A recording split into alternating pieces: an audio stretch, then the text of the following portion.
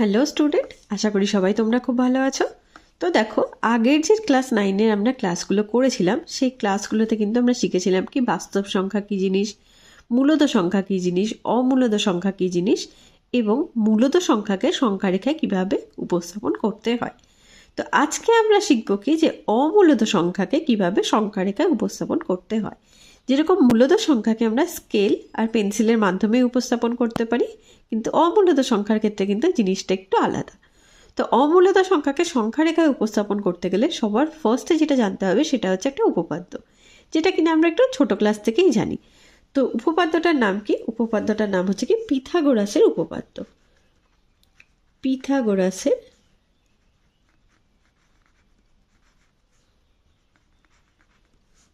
উপপাদ্য।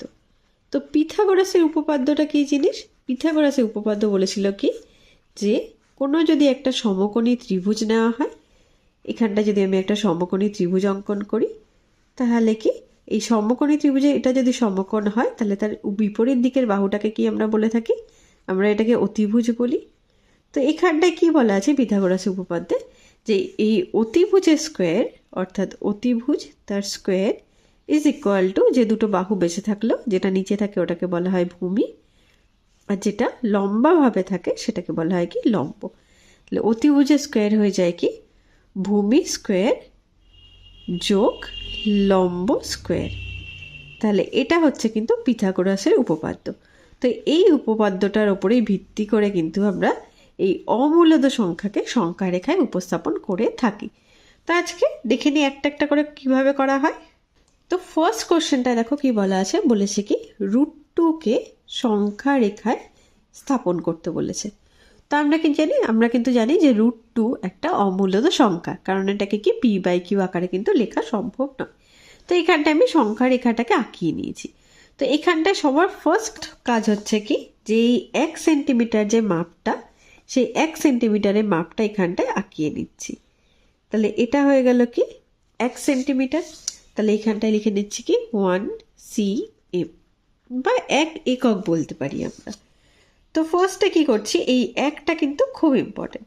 তো ফার্স্টে কি যে সংখ্যাটা দেওয়া থাকবে, এখানে কি দেওয়া আছে √2, এটাকে কি তার নিকটতম যে পূর্ণবর্গ সংখ্যা আছে যেটা কিনা অবশ্যই √2 এর থেকে ছোট, সেই সংখ্যার প্লাস অন্য একটা সংখ্যার যোগফল আকারে লিখতে হবে। আমরা কি জানি 2 এর থেকে ছোট পূর্ণবর্গ সংখ্যা শুধুমাত্র 1 আছে। তাহলে এটাকে কি লেখা যায় 1 + 1, অর্থাৎ এটাকে কি লিখতে পারি আমরা 1 স্কোয়ার যোগ 1 স্কোয়ার। তাহলে দেখো বললাম না যে পিথাগোরাসের উপপাদ্য দিয়ে এটা আমরা আঁকবো। তো এখানটায় ভূমিটাও হচ্ছে 1, লম্বও হচ্ছে 1, তাহলে যে অতিভুজটা পাওয়া যাবে তার দৈর্ঘ্য হচ্ছে √2। এটাই বেসিক্যালি কিন্তু এখানে আমরা আঁকার চেষ্টা করছি। তো দেখো এখানটায় কিন্তু 1 একক যেটা, সেই মাপটা কিন্তু অলরেডি নেওয়াই রয়েছে। তো আমি এখানটায় 1 একক মাপটা নিয়ে নিয়েছি। এবার আমরা কি করব, এখানটায় যে যে জায়গাটা, ওখানটায় আমরা কি একটা সমকোণী ত্রিভুজ আঁকানোর চেষ্টা করব, অর্থাৎ একটা 90 ডিগ্রি আঁকানোর চেষ্টা করছি। তাহলে আঁকিয়ে নিই এখানটায়।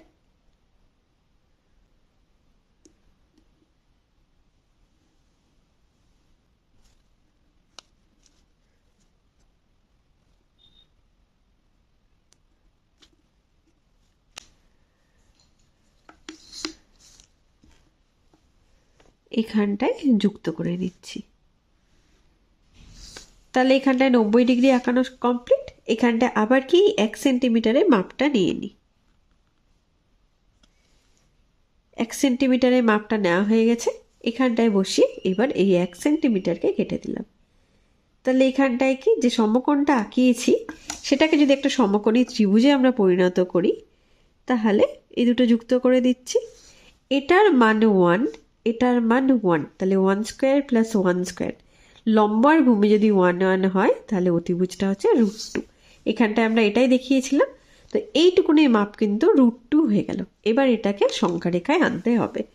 তাহলে কি করব, এখানটায় প্রথমে কি এখানটায় কম্পাসটা বসাচ্ছি আর এইটুকুনি দৈর্ঘ্যটা দেখো নিচ্ছি। বোঝা যাচ্ছে এখানটায় এইটুকুনি দৈর্ঘ্যটা কিন্তু নিয়েছি, নিয়ে এটাকে একটা বৃত্তচাপ অঙ্কন করছি। তাহলে ডট ডট করে কি এটা সংখ্যা রেখার সাথে কানেক্ট করার চেষ্টা করি।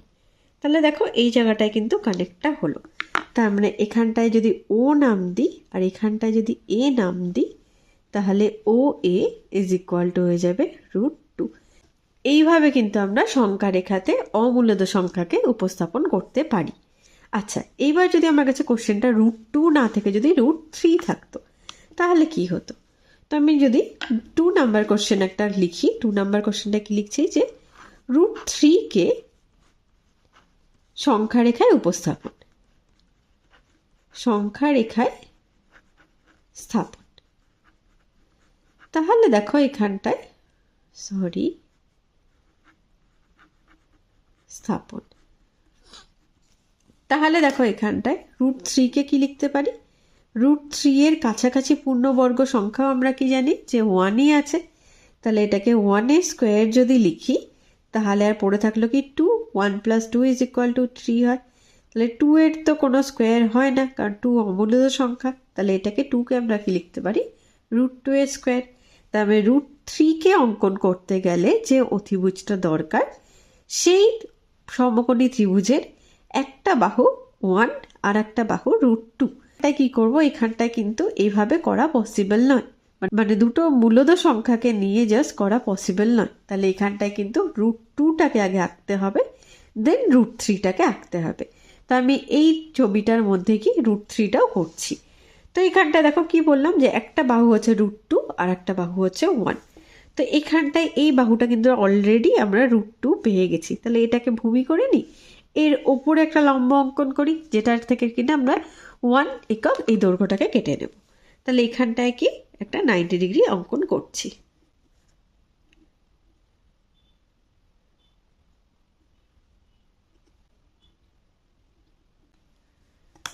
তাহলে এবার যুক্ত করে দিই, 90 ডিগ্রি আঁকানো কমপ্লিট।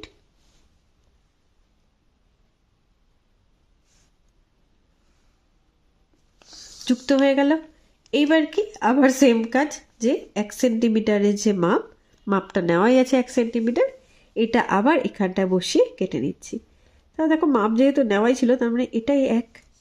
এইটুকুনিকে আবার যুক্ত করে দিচ্ছি ও থেকে এই বিন্দুটাকে যুক্ত করলাম।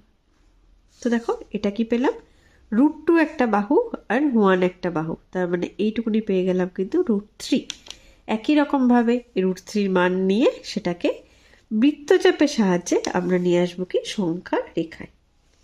তাহলে এখান থেকে বৃত্তচাপ অঙ্কন করি। তাহলে দেখো কোথায় কাটছে জিনিসটা, এই জায়গাটায় কিন্তু কাটছে। তাহলে এইটুকুনি কিন্তু হয়ে গেল √3। তাহলে এখানটায় কি একই রকমভাবে আর একটা বিন্দু দিলাম B, OB = √3। আচ্ছা, এবার যদি বলি √4 কিন্তু অমূলদ সংখ্যা নয়, আমরা জানি। কারণ কি, কেন অমূলদ সংখ্যা নয়? 3 নাম্বার কোশ্চেন যদি বলি √4 কি অমূলদ সংখ্যা? √4 কিন্তু অমূলদ সংখ্যা নয়, কারণ √4কে আমরা কি লিখতে পারি 2 × 2। তাহলে একটা 2 বাইরে চলে আসলো। তাহলে এটা হয়ে গেল কি মূলদ সংখ্যা। তাহলে দেখো মূলদ সংখ্যা কিন্তু আমরা এর আগেই শিখেছি, এই যে 2 সংখ্যা রেখায় উপস্থাপন করাই আছে অলরেডি, এটাই মূলদ সংখ্যা। এবার যদি বলে √5, তাহলে √5টা কি করে আঁকবো এটা দেখে নিই এবার। আচ্ছা, তাহলে এবার আসি 4 নাম্বার কোশ্চেনে। তো 4 নাম্বার কোশ্চেনটা কি করছি, 4 নাম্বার কোশ্চেনে বলছে কি যে √5কে সংখ্যা রেখায় স্থাপন করো, সংখ্যা রেখায় স্থাপন।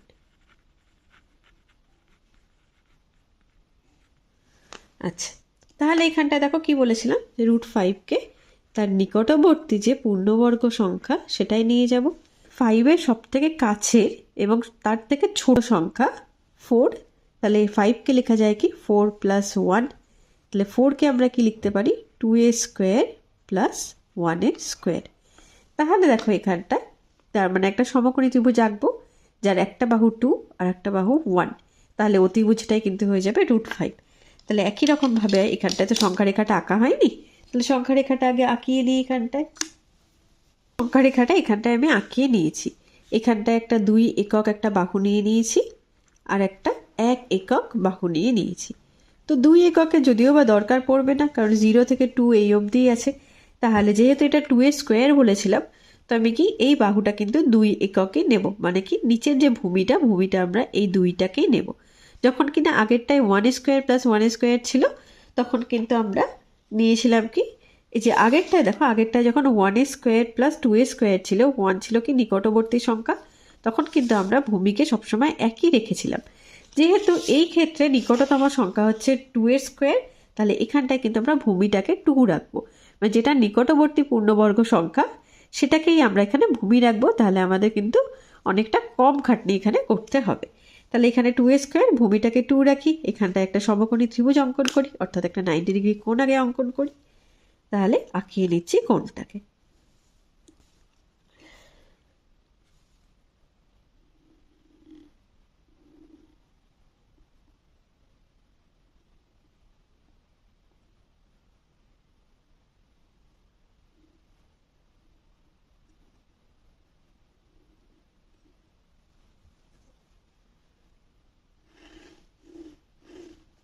তাহলে দেখো এখানটায় কিন্তু 90 ডিগ্রি আঁকানো কমপ্লিট। তাহলে এখানটায় কি করব, আবার 1 এককের মাপটা নিয়ে নিই। 1 এককের মাপটা এখানটায় নিয়ে নিলাম। এবার কি করব, এখান থেকে কিন্তু 1 এককের মানটাকে কেটে নিচ্ছি। তাহলে এখানটায় বসিয়ে 1 একক কেটে নিলাম। তাহলে এখানটায় কি পেয়ে গেলাম আমরা, এখানে কিন্তু 1 একক, এটা 1 একক আর এটা 2 একক। তাহলে এখানটায় যুক্ত করে দিই, তাহলে অতিভুজটা পেয়ে যাব। আর অতিভুজটার মানই বলেছিলাম কি √5, মানে আমরা ফার্স্টেই কিন্তু দেখেছিলাম কি √5কে 2 স্কোয়ার প্লাস 1 স্কোয়ার আকারে কিন্তু লেখা যাচ্ছে। তাহলে এইটুকুনি হয়ে গেল √5। একই রকমভাবে কম্পাস দিয়ে এইটুকুনির মান নিয়ে আবার বৃত্তচাপ আঁকবো। এইটুকুনি হয়ে গেল √5। তাহলে এখানটায় বসালাম, বসিয়ে এখানটায় ডট ডট করে নিয়ে আসলাম কি সংখ্যা রেখায়। তাহলে এখানটায় নাম দিয়ে দিচ্ছি, এখানে নাম দিলাম কি ও, আর এখানটায় নাম দিচ্ছি কি এ। তাহলে পাশে কি লিখবো, ও এ সমান সমান √5। একই রকমভাবে যদি বলা হয় যে √6কে সংখ্যা রেখায় উপস্থাপন করো, তাহলে কি করব, সেম জিনিস। আচ্ছা 5 নম্বর কোশ্চেন, তাহলে কি √6কে সংখ্যা রেখায় স্থাপন।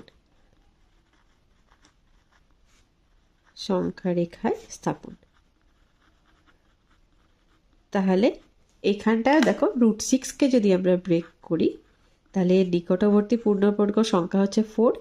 তাহলে এখানে কি 4 + 2 লেখা যায়, কিন্তু সেটা কিন্তু আমরা লিখতে পারবো না, কারণ এখানটায় কি তার মধ্যে কিন্তু 1 নেই, আমাদের কিন্তু 1কে আনতেই হবে। তাহলে আমরা এটা কি লিখবো, 5 + 1। যদিও বা 5 কিন্তু এখানে পূর্ণবর্গ সংখ্যা নয়। তাহলে এখানটায় কি করব, √5 স্কোয়ার প্লাস 1 স্কোয়ার। তাহলে যে √5 আঁকিয়েছিলাম, যে এটার উপরে আগেরটা মনে আছে যখন আমরা 3তে নিয়েছিলাম, √3কে 2 এর ওপরে করেছিলাম, এখানটায় দেখো এইভাবে কিন্তু √6কে আঁকাবো। তাহলে √5 স্কোয়ার প্লাস 1 স্কোয়ার, অর্থাৎ এখানে ভূমিটাকে নিয়ে নেব √5, আর লম্বটা আঁকিয়ে সেখানটায় নেব হচ্ছে 1। তাহলে একই রকমভাবে এখানটায় তাহলে একটা 90 ডিগ্রি অঙ্কন করি। এই √5কে কিন্তু বেস করেই আমরা 90 ডিগ্রিটা অঙ্কন করব।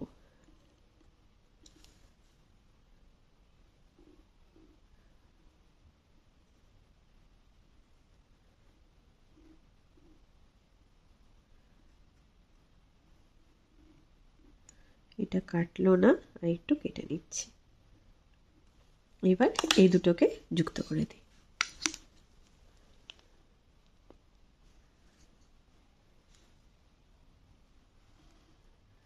তাহলে দেখো এখানটা কিন্তু 90 ডিগ্রি আঁকানো কমপ্লিট। তাহলে আবার একই রকমভাবে 1 এককের যে মাপ সেটা নিয়ে নিই। তাহলে এখানটায় 1 এককের মাপটা নিয়ে নিয়েছি। এবার এখান থেকে আবার 1 একক কেটে নিচ্ছি। তাহলে 1 একক কাটা হয়ে গেল। এইবার এই দুটোকে আবার যুক্ত করে দিই।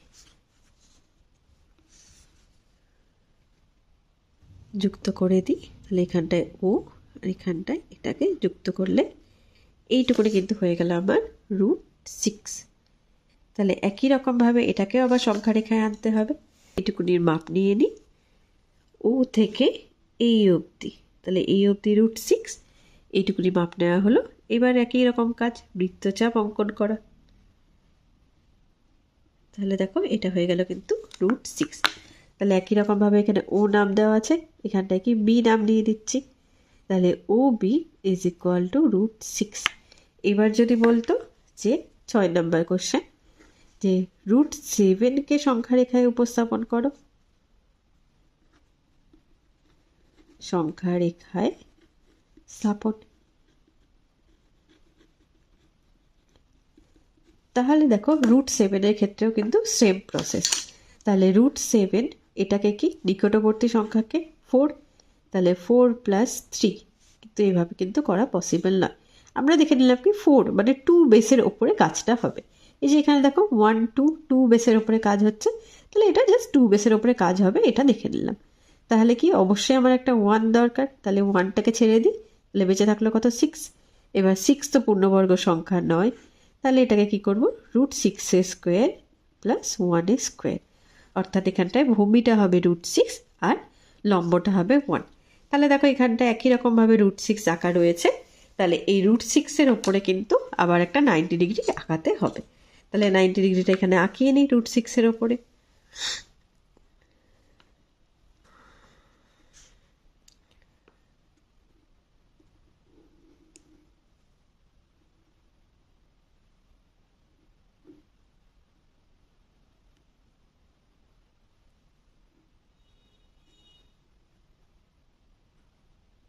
কেটে গিয়েছে।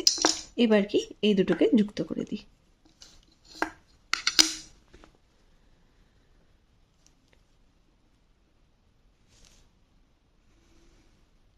এই দুটোকে যুক্ত করে দিলাম, তাহলে একই কাজ, 1 এককের মাপ নিয়ে কাটতে হবে। তাহলে এখানটায় 1 এককের মাপটা নিয়ে নিই, নেওয়া হয়ে গেছে মাপ। এবার কেটে নিচ্ছি এখানটায় বসিয়ে 1 একক, এখানটায় কেটেছে। এই দুটোকে এবার যুক্ত করে দিই। তাহলে ও থেকে যেখানটায় কাটলো সেইটুকুনি, এই দুটোকে যুক্ত করে দিলাম। তাহলে এটা কিন্তু পাওয়া গেল √6 আর এটা 1, তার মানে এইটুকুনি হয়ে গেল কিন্তু √7।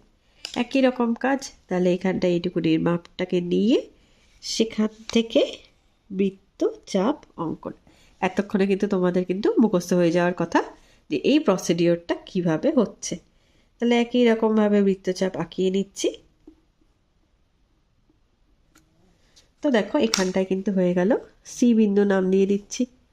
তাহলে ও সি ইজ ইকুয়াল টু হয়ে গেল √7, এ তো √8। তাহলে আমরা কি এখানটায় আবার একটা 90 ডিগ্রি আঁকাতাম, 1 একক কাটতাম, এখানটায় সমকোণী ত্রিভুজ অঙ্কন করতাম, আবার √8 মাপটা নিয়ে কিন্তু বৃত্তচাপের এখানটায় আসতো, কাটতো, আর ওডি নাম দিতাম, সেখান থেকে কিন্তু সেটা হয়ে যেত কি ওডি অর্থাৎ √8। তাহলে দেখো এইভাবে কিন্তু জিনিসগুলোকে সংখ্যা রেখায় উপস্থাপন করতে হয়। তোমাদের এক্সামে কিন্তু 3টে 4টে দেবে না, জাস্ট একটাই দেবে। সেটাকে আমরা দেখে নেব কি যে নিকটবর্তী পূর্ণবর্গ সংখ্যাটাকে, সেটার ওপরে বেস করে কিন্তু এক এক করে এই অমূল্যদ সংখ্যাকে আঁকতে হবে। মানে যদি ডিরেক্টলি √6 থাকে তাহলে কিন্তু আমরা ডিরেক্টলি √6 আঁকতে পারবো না। সেখানটায় কি 4টাকে আগে দেখতে হবে, 4 থেকে 5 আসবে অর্থাৎ √5 আসবে, তারপরে √6 আসবে। একই রকমভাবে √7 দিলে আগে কি 4টাকে আইডেন্টিফাই করতে হবে, তারপরে √5, তারপরে √6, তারপরে হচ্ছে √7। তাহলে আশা করি ভিডিওটা তোমাদের ভালো লেগেছে। যদিও ভিডিওটা তোমাদের ভালো লেগে থাকে অবশ্যই একটা লাইক করে দিও। আর কে কোথা থেকে ভিডিওটা দেখছো অর্থাৎ কে কোন স্কুলে পড়ো সেই স্কুলের নাম কিন্তু অবশ্যই মেনশন করো। তো দেখা হচ্ছে নেক্সট ক্লাসে, ততক্ষণের জন্য সবাই ভালো থাকো, ভালো করে পড়াশোনা করো। Thank you for watching.